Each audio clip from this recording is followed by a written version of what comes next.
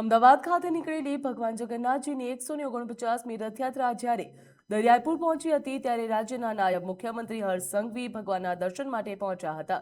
ત્યારે રાજ્યના પોલીસ મહાનિર્દેશક જીએસ મલિક તેમજ અમદાવાદ શહેર પોલીસ કમિશનર અનુપમસિંહ ગેહલોત પણ તેમની સાથે રહ્યા હતા અને તેમણે પણ ભગવાન જગન્નાથજીના દર્શન કર્યા હતા।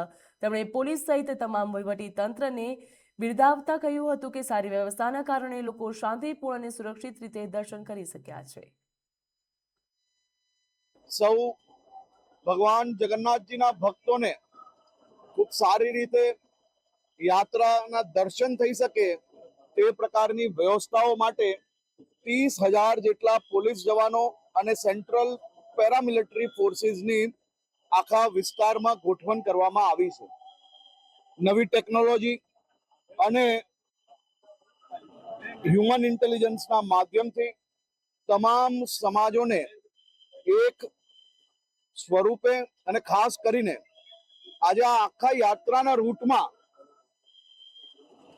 ચારેય દિશાઓથી જય રણછોડના નારા જોડે યાત્રાનું અદ્ભુત સ્વાગત કરવામાં આવ્યું છે।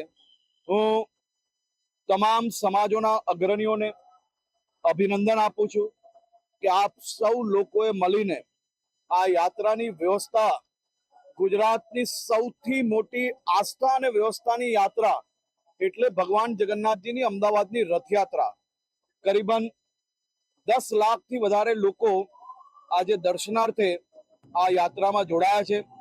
તમામ લોકોની વ્યવસ્થાઓ માટે પોલીસ દ્વારા અને પ્રશાસન દ્વારા ખૂબ સારી વ્યવસ્થાઓ કરવામાં આવી છે।